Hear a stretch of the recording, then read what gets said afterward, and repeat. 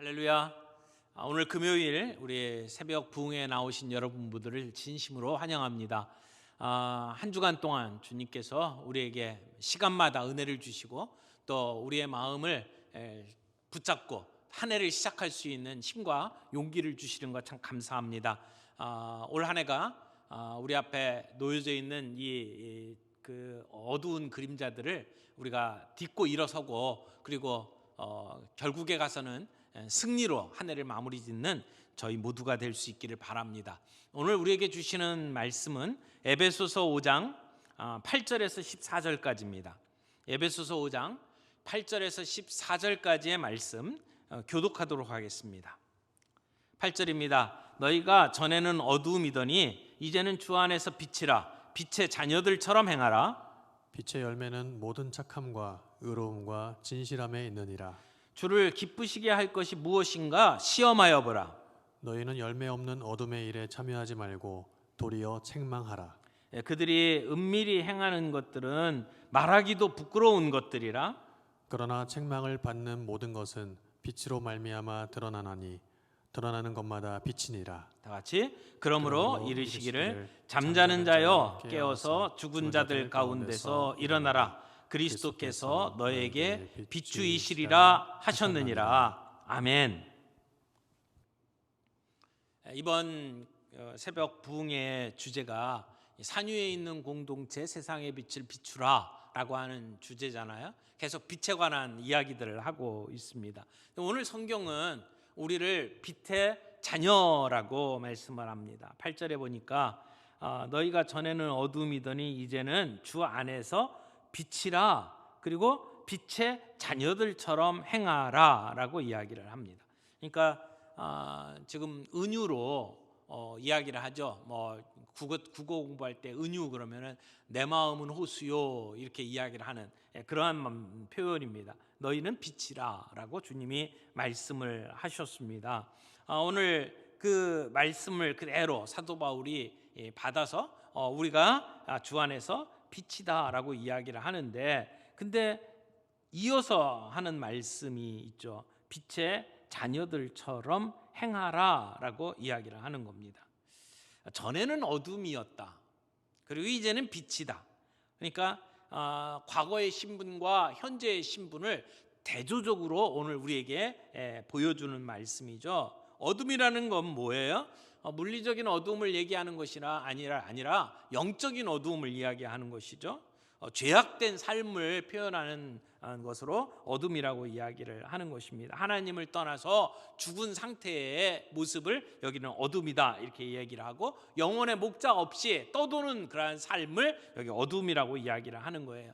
하나님의 지배를 받지 아니하고 사탄의 지배를 받고 죄 짓는 삶을 어둠이라고 표현을 하는 거예요. 그러나 이제는 우리가 그리스도 안에서 뭐라고요? 새로운 피조물이 되었다고요. 새로운 존재가 되었어요. 그것을 빛이라고 이야기를 하는 것이죠. 사도 바울이 이제 우리는 빛이다 라고 이야기한 이 확신에 찬 선언을 우리 모두가 함께 할 수 있어야 된다고 믿습니다. 이 말씀은 단순히 에베소 교회 성도들에게만 주시는 말씀이 아니죠. 오늘 이 시대를 살아가는 우리 모든 그리스도인들에게도 동일하게 주시는 말씀입니다.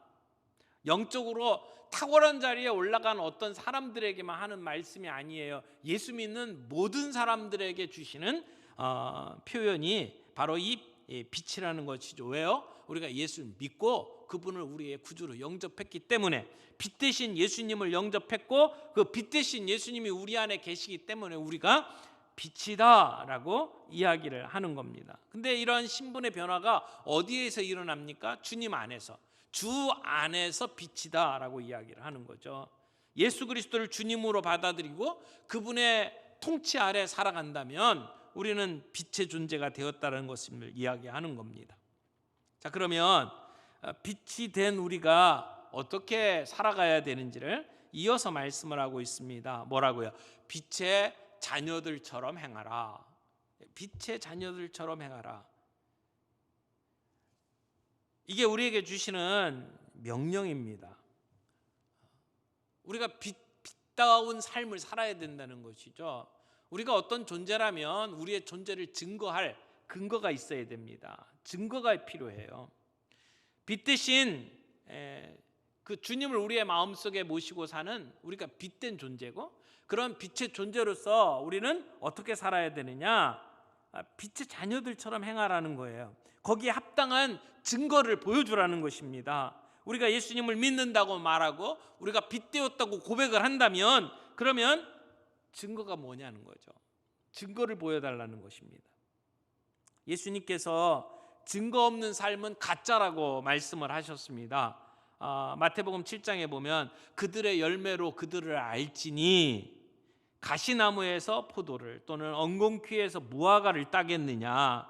이와 같이 좋은 나무마다 아름다운 열매를 맺고 못된 나무가 나쁜 열매를 맺나니 좋은 나무가 나쁜 열매를 맺을 수 없고 못된 나무가 아름다운 열매를 맺을 수 없느니라 라고 말하죠. 그러니까 나무와 열매가 같다는 겁니다. 그러면 우리가 빛의 사람이라면 빛의 자녀다운 열매를 보여줘야 된다는 것입니다. 근데 그 빛의 열매가 뭡니까? 9절에 보니까 이렇게 표현되어 있죠. 빛의 열매는 모든 착함과 의로움과 진실함에 있느니라. 여기 빛의 열매를 맺어야 되는데 세 가지로 소개를 하고 있어요. 첫째는 착함이죠.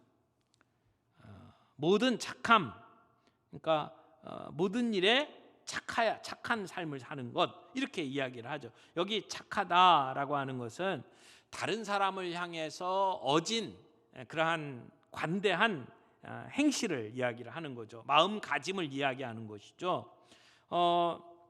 하나님의 자녀는 우리의 행실이 착해야 된다는 겁니다. 예수님의 마음을 본받고 살기 때문에 우리는 그 거듭난 우리의 삶은 예수님을 본받으면서 살아가게 돼 있다는 것이죠. 예수 믿는 사람들은 선한 열매를 맺어야 합니다. 악한 열매를 맺으면 안 됩니다. 우리가 어둠의 영역에서 벗어났어요. 과거의 어둠에서 벗어났습니다. 우리는 그리스도 안에서 새로운 삶을 살아야 되죠. 그 새로운 삶의 모습이 어떤 모습이냐? 착한 모습이라는 거예요. 근데 우리가 이 세상을 예수 믿는 자로 착하게 살려고 하다 보면 낙심할 때가 많아요. 그렇게 살면 손해볼 때가 참 많죠. 그래서 갈라디아서 6장 9절에 보면 이렇게 우리에게 권면합니다. 우리가 선을 행하되 낙심하지 말지니 포기하지 아니하면 때가 이르매 거두리라. 선을 행하다가 조금 어려운 일이 있고 우리에게 불이익이 있고 손해가 온다고 해서 포기하지 말라는 겁니다. 데살로니가 후서 3장 13절에도 형제들아 너희는 선을 행하다가 낙심하지 말라라고 이야기를 해요. 그러니까 낙심하는 사람들이 많이 있다는 얘기죠. 손해보는 것 같아요. 그러나 결과는 어떻습니까? 포기하지 아니하면 때가 이르매 거두리라. 열매가 있다는 겁니다. 오히려 복 받는다는 것입니다. 오늘 우리가 2021년도를 시작을 하면서 빛의 삶을 살기를 우리가 작정을 하는데 그 삶의 모습이 어떤 모습이어야 되느냐? 우리의 착함이 드러나는 삶이어야 된다는 것이죠. 두 번째로 표현한 게 뭐예요? 의로움이에요. 의로움은 하나님께서 창조하신 피조물의 성품입니다. 새 사람의 성품이에요. 여기 의롭다라고 하는 것은 하나님에 대해서 사람에 대해서 불의가 없는 것을 이야기를 하는 거죠. 의로우신 하나님의 본성을 우리가 이어받았고 그리고 하나님의 그 눈을 의식하면서 살아가기 때문에 우리는 이 땅에서 의로운 삶을 살 수밖에 없습니다. 하나님이 우리를 보고 계신다라고 하는 것을 생각을 하면 우리는 이 땅에서의 의로운 삶을 살아갈 수 있죠. 세 번째는 뭐예요? 진실함입니다. 진실함. 이것은 이웃을 향한 우리의 삶의 자세를 이야기하는 겁니다. 모든 사람에게 진실하게. 진실하다는 얘기는 정직하다는 얘기죠. 외식하거나 남을 속이기 위해서 가면을 쓰거나 그런 삶이 아닙니다. 하나님을 두려워하는 양심을 가지고 사는 그리스도인들은 거짓된 존재로, 거짓된 사람으로 살아갈 수가 없어요. 잘못했으면 실수할 수 있잖아요. 잘못했으면 잘못했다고 인정하는 거예요. 그걸 속이고 그걸 뒤엎게 해서 또 다른 거짓말을 만들고, 그건 우리 그리스도인의 모습이어서는 안 된다는 것이죠. 여러분, 우리 교회가 그런 면에 있어서 투명해야 된다고 생각해요. 내 개인의 삶뿐만이 아니라 우리 공동체의 삶이 투명해야 돼요. 우리 교회 공동체가 거짓말로 일관한다든지 아니면 잘못한 것을 숨기기 위해서 또 다른 거짓말을 만들어낸다면 그건 예수 믿는 교회 공동체의 모습이 아닙니다. 빛이 빛나는 곳에는 감출 것이 없습니다. 그래서 주께 기쁘시게 할 것이 무엇인가 시험하여 보라, 이렇게 얘기하죠. 시험해 보래요. 우리가 하고 있는 삶의 모습들을 가지고 시험을 해보래요. 어떻게 시험을 하면 좋을까요? 저는 여러분들에게 이렇게 제안해 드리고 싶어요. 우리가 살아가는 삶, 특별히 여기서 세 가지를 이야기했잖아요. 착하고 의롭고 진실된 삶을 살아가는데 그런 삶의 동기가 무엇인지를 한번 살펴보십시오. 여러분, 그렇게 살려고 하는 우리의 동기가 무엇입니까? 우리가 의롭게 살려고 하고 착하게 살려고 하고 진실되게 살려고 하는 동기가 무엇입니까? 그것은 우리 주님을 기쁘시게 하기 위한 것이어야 합니다. 우리가 다른 사람에게 명성을 얻기 위해서, 다른 사람들의 입에 오르내리기 위해서, 유명해지기 위해서 하는 게 아니라 주님을 기쁘시게 하기 위한 목적을 가지고 착하고 의롭고 진실한 삶을 살아가야 된다는 것이죠.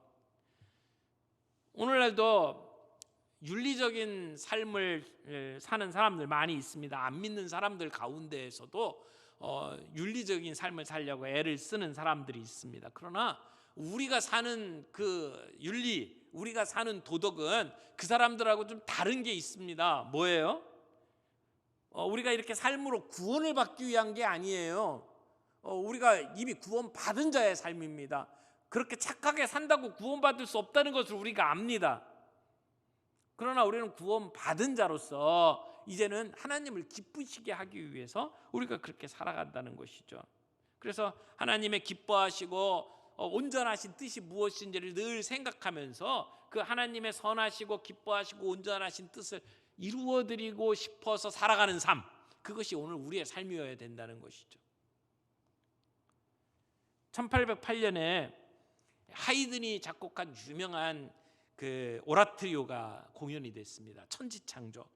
그 연주회장에 이제 하이든도 참석을 했습니다. 연주가 끝난 다음에 사회자가 이 곡을 작곡한 하이든 선생님이 이 자리에 참석했다고 소개를 했습니다. 그러니까 그 자리에 있던 모든 그 청중들이 일어나 가지고 우레 같은 박수를 보냈습니다. 그때 하이든이 그 박수 소리를 들으면서 하늘을 우러러보면서 이렇게 이야기를 했답니다. 이 작품은 나에게서 나온 게 아닙니다. 하나님께로부터 온 겁니다. 여러분, 우리가 살아가는 것이 내가 칭찬받고 내 만족을 이루기 위해서 내가 어떤 삶을 살아가는 게 아니라 하나님을 기쁘시게 하는 데 있어야 된다는 것이죠. 그래서 고린도전서 10장 31절 말씀에 그렇게 얘기하잖아요. 그런즉 너희가 먹든지 마시든지 무엇을 하든지 다 하나님의 영광을 위하여 하라. 오늘 우리가 빛의 자녀답게 살아야 합니다. 그래서 착함과 의로움과 진실된 삶을 살아야 되는데 이 모든 것이 나를 위한 삶이 아니라 하나님을 기쁘시게 해드리는 삶, 그게 빛의 자녀답게 사는 것이라고 말할 수 있습니다. 또 하나 11절 말씀 보세요. 너희는 열매 없는 어둠의 일에 참여하지 말고 도리어 책망하라. 여기 책망하라고 돼 있죠. 이 책망하라고 하는 것은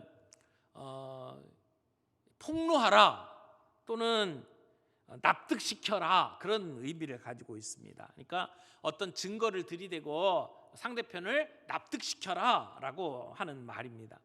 우리가 빛의 자녀로서 이 세상과 더불어 싸우며 살아가는 그 우리의 삶 속에 두 가지 방법이 있다고 생각이 되는데, 하나는 소극적인 방법, 하나는 적극적인 방법이라고 생각이 됩니다. 소극적인 방법은 우리가 어둠의 일에 참여하지 않는 겁니다. 피하는 겁니다. 어둠의 일에 관심을 드러내지 않는 겁니다. 심리적으로 그들의 부도덕을 부러워하거나 즐겨하지 않는 겁니다. 동참하지 않는다는 것도 사실 쉬운 게 아니죠. 우리가 남들 모든 사람들이 하는데 나만 안 하면 굉장히 눈총을 받습니다. 그리고 왕따를 당합니다. 불의에 동참하지 않는다는 것도 사실 쉬운 게 아니죠. 그러나 이런 소극적인 그러한 참여하지 않는 선에서 멈추는 것이 아니라 오늘 본문 말씀에는 뭐라고 이야기해요? 도리어 책망하라 라고 이야기를 합니다. 근데 이 말은 정죄하고 비난하라는 말이 아닙니다. 증거를 들이대고 그들을 납득시켜라, 수긍하게 하라, 그런 말씀이죠. 어두움은 그 특징이 좀 나쁘끄러운 추한 특성을 가지고 있습니다. 그러나 빛은 그것을 드러냅니다. 죄의 본질은 어둠입니다. 죄를 숨기면 숨길수록 그 죄가 더 죄를 짓게 됩니다. 더 깊어집니다. 그러니까 숨기고 감추는 것으로는 그 죄 문제를 해결할 수가 없습니다. 죄를 해결하는 가장 좋은 방법은 드러내는 겁니다. 빛 앞에 드러내는 겁니다. 그렇게 함으로 말미암아 우리의 추한 모습이 드러내고 그래서 주님 앞에 돌아오게 만드는 것이죠. 14절에 또 하나의 명령이 나오죠. 14절에 그러므로 이르기를 잠자는 자여 깨어서 죽은 자들 가운데서 일어나라 그리스도께서 너에게 비추이시리라 하셨느니라. 사실 여기 그러므로 이르시기를, 그러므로 말씀하십니다 그러면서 이제 따옴표예요. 근데 이 말이 어디서 나왔는지 출처를 안 밝히고 있어요. 그러니까 출처가 알려지지 않은, 근데 이 편지를 읽고 있는 사람들은 되게 알 수 있는 어떤 글귀를 인용을 하는 거예요. 그 글귀가 뭐예요? 잠자는 자여 깨어서 죽은 자들 가운데서 일어나라 그리스도께서 너에게 비추시리라. 여기 잠자는 자여, 여기 잠잔다는 것은 그냥 단순히 저녁에 밤이 되면 자는 그러한 물리적인 잠을 얘기하는 게 아니죠. 영적으로 자는 것을 얘기해요. 오늘 우리가 빛의 자녀로 살아가야 되는데 빛의 자녀답게 살지 못하는 것을 잠잔다 이렇게 표현을 한다고 봅니다. 여러분, 잠자게 되면 어떻게 돼요? 우리가 눈이 있어도 하나님 나라를 보지 못하고, 귀가 있어도 하나님의 음성을 듣지 못하고, 입이 있어도 우리가 하나님의 뜻과 하나님의 진리를 드러내지 못해요. 왜요? 잠자고 있기 때문에. 우리는 빛의 자녀입니다. 어둠의 문화를 빛의 문화로 바꿔야 될 사람들입니다. 바다는 2% 내지 3% 소금만 가지고도 그 바다의 짠맛을 유지를 합니다. 오늘 우리 그리스도인들이 이 땅에 몇 퍼센트라고 이야기를 합니까? 15%, 20% 이야기를 하는데, 문제는 그렇게 많은 퍼센테이지가 그리스도인임에도 불구하고 오늘 우리의 사회를 깨끗하게 하지 못하는 우리의 문제.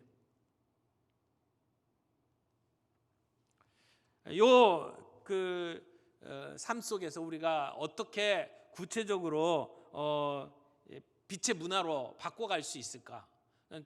두 가지 간단하게 정리를 좀 하죠. 하나는 개인적인 관계에서 우리가 빛으로 살아가는 것이 필요하고, 또 하나는 공적 책임으로서의 우리의 빛의 삶이 좀 필요하다고 생각을 합니다.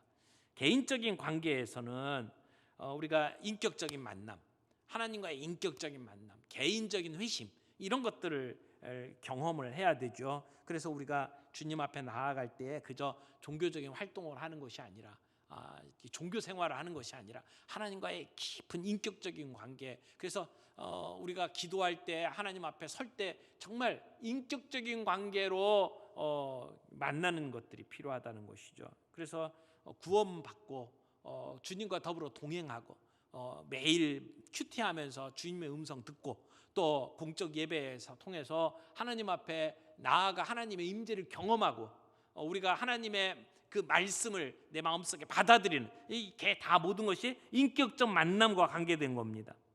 그래서 우리의 이 신앙생활이 그런 인격적 만남에 기초해야 된다는 거죠. 그런데 우리의 삶이 거기에서 끝나면 안 돼요. 자칫 잘못하면 개인적인 그러한 신앙생활로 끝나게 되면 아주 이기적인 종교생활로 끝날 가능성이 높습니다. 겉으로는 신앙생활 잘하는 것 같은데 그러나 따지고 보면 실제로는 예수님이 나의 실제 주인이 아닌 삶이 될 가능성이 높습니다.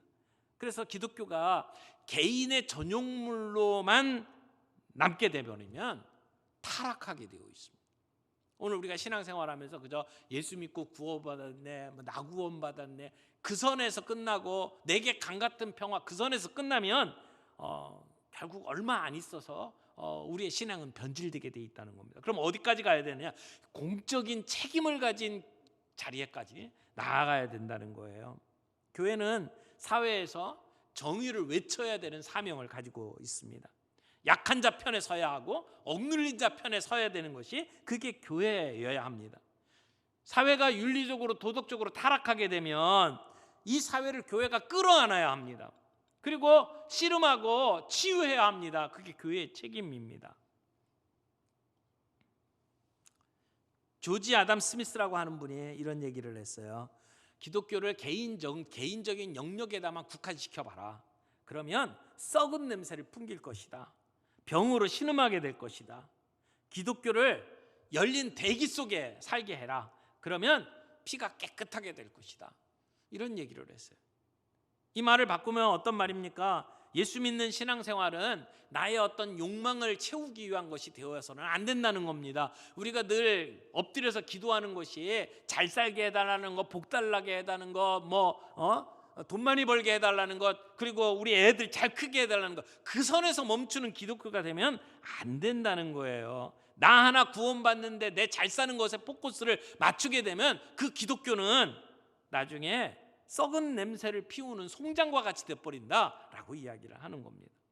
그러나 교회가 이 사회의 공적인 책임을 어깨에다 짊어지고 그래서 이 세상을 거룩하게 만드는 일에 우리가 주님의 뜻을 따라가게 되면 그러면 우리 교회의 피가 맑아진다는 거예요. 깨끗해진다는 것이죠. 그러므로 우리가 빛의 자녀로 살아가는 일에 있어서는 개인적인 면에 있어서 하나님과 인격적인 관계를 맺는 것뿐만 아니라 공적인 면에 있어서 우리가 이 사회의 어두운 부분들을 치유하고 그리고 그런 어둠에 대해서 오늘 책망을 하는 그러한 역할들을 감당하는 그 교회가 되어야 된다라고 믿습니다.